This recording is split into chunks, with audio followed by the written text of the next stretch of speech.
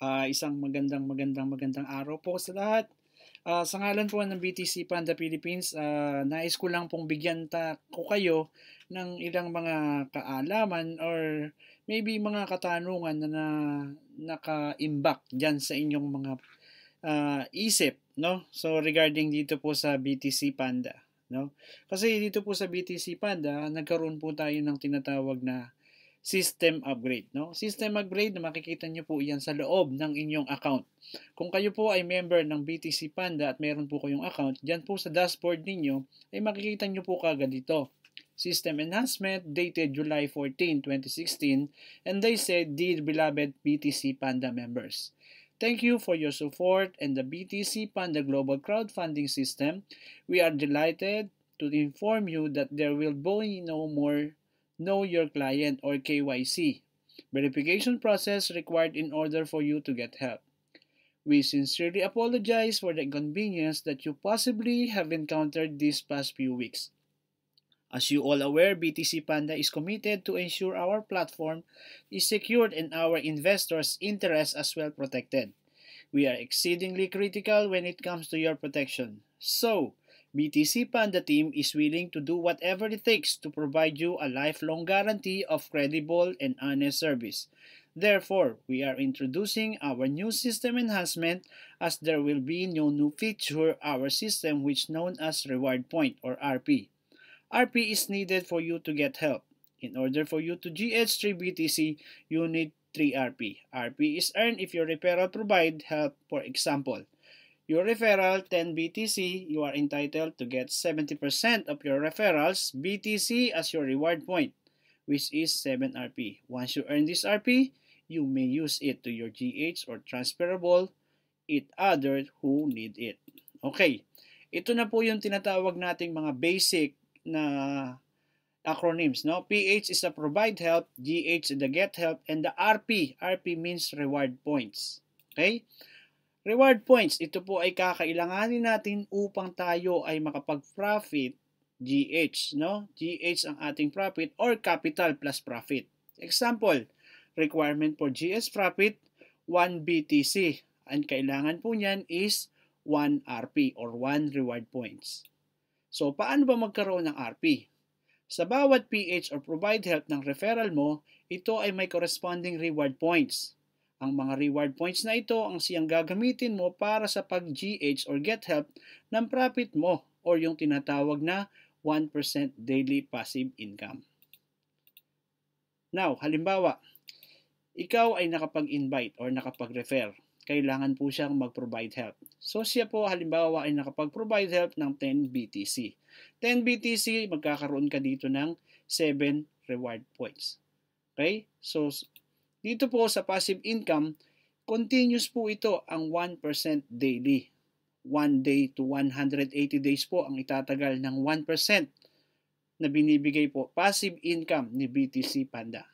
Okay, so halimbawa, 10 BTC multiply by 30 days, 1% daily, ikaw po ay magkakaroon ng 3 BTC. Magkakaroon ka ng daily reward na 1%, ang total po nito ay 3 BTC in 30 days. So it means 3 BTC, you can get help by having 3 RP or reward points. Implementation of reward point, RP system or sa halimbawa natin po is yung reward points ninyo is needed for you to get help.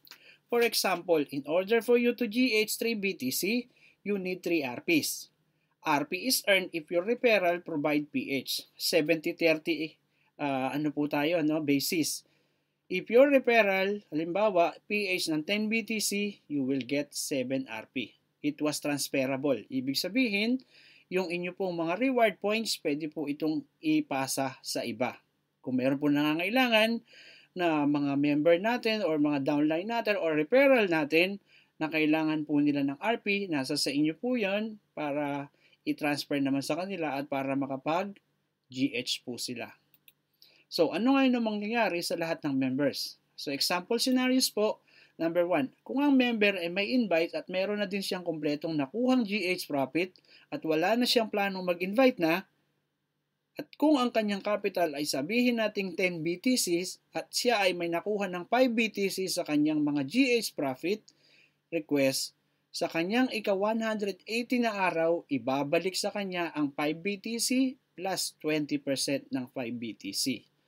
So total po, kung meron kang 10 BTC at hindi ka nag-i-invite, or meron kang 10 BTC pero nakakuha ka na ng 5 BTC pero wala kang invite, in your 180 days, pwede mong makuha ang iyong capital. But, only 5 BTC na lang plus 20%. Bakit 5 BTC na lang? Just remember, nakakuha ka na kasi before ng 5 BTC, at the same time, wala ka namang invite. And then, kung ang member na may mga invites at meron na din siyang kumpletong nakuhang GS profit at nagre-PH ang mga invites niya, at kung ang kanyang capital ay sabihin nating 10 BTC at siya ay may nakuha ng 5 BTC sa kanyang GS profit request, sa araw na magre-PH ang kanyang mga invites, ibig sabihin, example, sabihin na natin na ang total ay 5 BTCs, i-compute ang kanyang RP, which is the 730 denomination, magkakaroon siya ng 3.5 RPs. Kung para sa buwan na iyon ay meron siyang 1 daily profit, 1 daily income profit, rather, sa kanyang 30 day, pwede siya makakuha ng 3 BTC bilang profit. At sa kanyang ika-180 na araw, ibabalik sa kanya ang 5 BTC plus 20% ng 5 BTC. If ang member naman ay may bagong invites at kung ang kanyang capital ay 10 BTCs at ang total na provide help ng kanyang referral ay 10 BTC din, ang kanyang RP ay kakalkulahin, which is the 70-30. Ang sample na ito, ang kanyang RP ay 7. Sa kanyang ika-13th na araw, siya ay entitled sa GS profit na 30% ng 10 BTC. Ibig sabihin, makakakuha po siya ng 3 BTC. Maaari niya makuha ang 3 BTC sa profit niya. Ang matitira na lamang sa kanyang RP ay 4. Ang kanyang 60th day, siya na naman ay entitled para sa 33%, which is sa second month po niya is 1.1%. Tama po ba? At ang kanyang capital ay nasa 3.3 BTCs na. So, maaaring niya makuha yung 3.3 BTC para sa kanyang profit. Well, but ang matitira na lang sa kanyang RP ay 0.7 na lang po. Sa kanyang 180 na araw, siya ay entitled sa 10 BTC kasama ang profit na kanyang naipon. Hanggat may RPs pa po na sasapat para sa profit, ay pwede niya pong makuha yon. Now, dito po sa BTC Panda, maaring marami pong nagtatanong. So, meaning, ito pong short video na ito is baka po makatulong para po medyo ibig sabihin is kumalma po tayo lahat, no? Now, bakit po nagkaroon ng ganitong update or upgrade? As I mentioned po sa mga updates dyan po sa mga GCs or sa mga forum, ano po ang nangyari sa Bitcoin? The recent weekly update po ng blockchain ay naka-affect sa wallet po ni BTC Panda. So, sa effect na nagpalit si BTC Panda ng wallet provider, ay hindi naman po natin yun makokontrol dahil wala po tayong control dyan, no? Mas mahihirapan po tayo kung pare-pareho natin ginawa ng solusyon, mas maganda po ito, tapos magagawa po natin ng magandang transaction. Okay? So, in that time po, the surge of the value of the Bitcoin is almost 50% na ang itinaas since February po, no? So, basically, mas konti po ang nag-PH dahil tumaas ang presyo ng Bitcoin. At wala na din po tayong magagawa doon dahil worldwide po ang adaptation ng Bitcoin. But positively, maganda pa rin po naman siya dahil kung may hawak ang Bitcoin in that time, ibig sabihin kumita ka na po ng 50% doon. No? Plus the value na pinasok mo kay BTC Panda, so nag-increase din yung value. If ever naman kung nagpasok ka ng halimbawa ng 10,000 worth of Bitcoin, kumita ka na kagad doon ng 10,000 just because tumaas ang value. Okay? So, meron pa pong isang nag-take effect. Bakit po nagkaroon ng upgrade? Ito po yung tinatawag na Ramadan ng mga Muslim, no? The Ramadan event for the Muslim community. So, ang top 1 country po natin ay ang Malaysia. And then the second country po is Indonesia.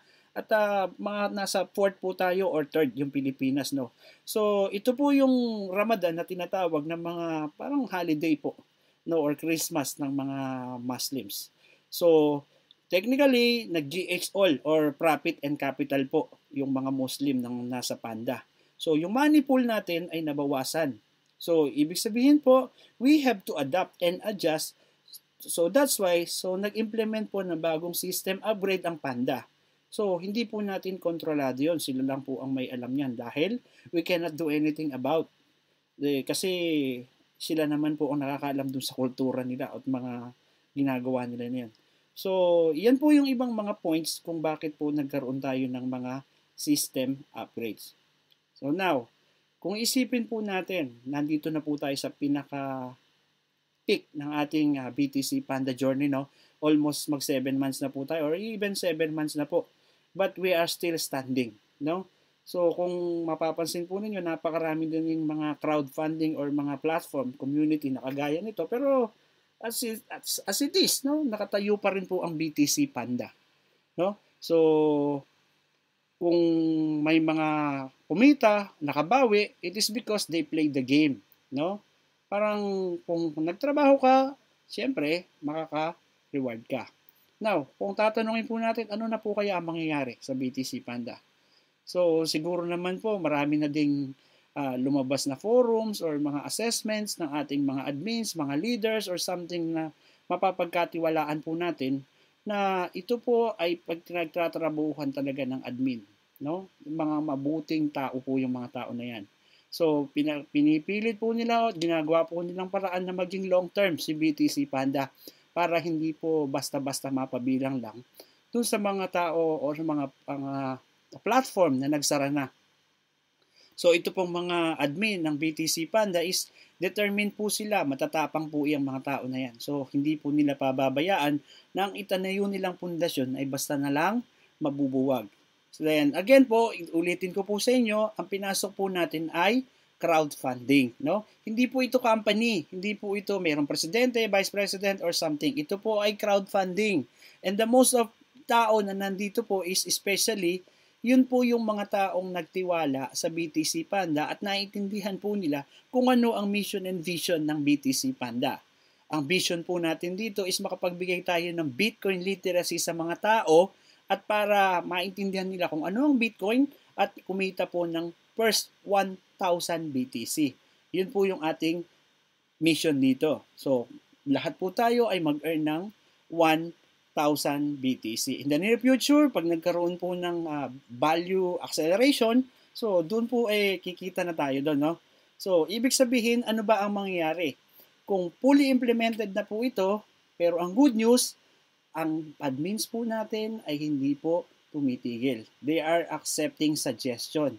As kami po ay umattend ng webinars regarding po dito sa bagong update na to. So nagpapasalamat po kami doon sa ating mga country leader, Sir Bobby Casilaw and Ma'am PB Palma. Salamat po sa support and as well as Coach Nasri, no? So sila po yung mga tumutulong sa atin para po manatili tayong nakatayo. Since this is a community, so tayo po ay magtutulong-tulong.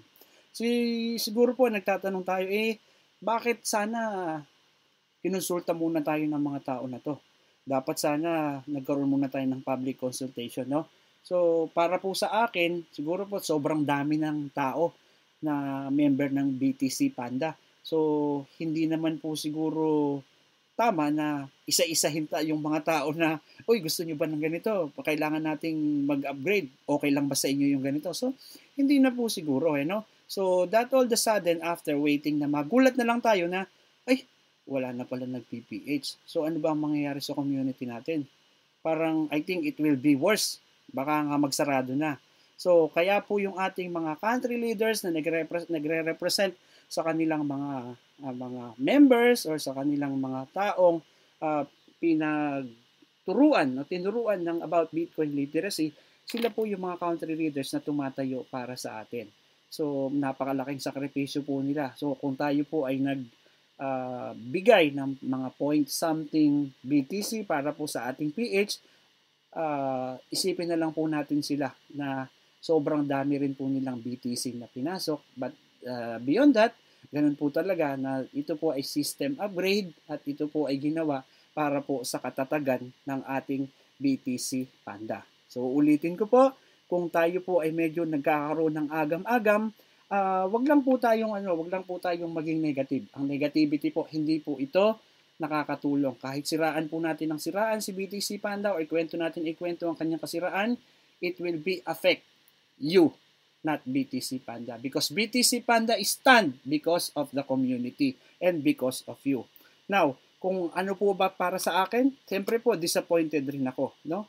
Nakaka-disappoint dahil umasa po ako or parang sinabi ko na, ito kasi yung programa na pinasok ko kaya ako pumasok. Pero after talking to other leaders at umattend po nga po ako ng seminar, so medyo na-enlightened naman po ako. So medyo nawala po yung aking mga agam-agam na as promise po na there were at least to receive capital plus 20% after 6 months. No, not bad pa rin po. Hindi kagaya sa ibang engagement na kapag binigay mo na yung pera mo, wala na. Hindi mo na makukuha yung capital mo. So dito po nag-promise na rin ang BTC Panda with the name of Coach Nastri, no, in behalf of BTC Panda after 180 days at pag hindi po tayo nakapag-invite, ibabalik po sa atin ng full capital plus 20% profit. And ang maganda po dito, kapag po nag-appreciate ang value ng Bitcoin, doon po sa pinasok ninyong Bitcoin na yan at nakuha ninyo within the 6 months plus 20%, kumita pa rin po tayo dyan and not bad. So, keep positive din po, no? So, kung tayo po ay pumasok sa BTC Panda, isa lang po yung ating goal dyan is magparami po ng Bitcoin. So, since Bitcoin po yung pinasok natin, so Bitcoin din po yung matatanggap natin. So, all in all, para po sa akin, I will take the time, I will go back doon po sa goal ko nung una pa man akong nag-Bitcoin. Bakit? Because Bitcoin is already earning Bitcoin. Kahit pa konti-konti lang po yan. Kapag kayo po ay nag-invite at naging fundraiser manager, dyan po sa inyong tinatawag na referral bonus at dyan po sa uni-level bonus. Ako po ang nagsasabi sa inyo, napakasarap po ng pakiramdam. So doon po sa mga taong nakakarinig nito, kung medyo nag-aagam-agam po kayo, just ask your leaders. So maybe bibigyan po nila kayo ng magandang feedback tungkol dito at isa lang po yung masasabi ko sa inyo. Kung tayo po ay nangarap, ipagpatuloy po natin yung pangarap na yan. Then magtutulong-tulungan po tayo how we can get our peace with your leaders, with your sub-leaders, pag-aralan, matutunan po natin ng BTC Panda about Bitcoin literacy.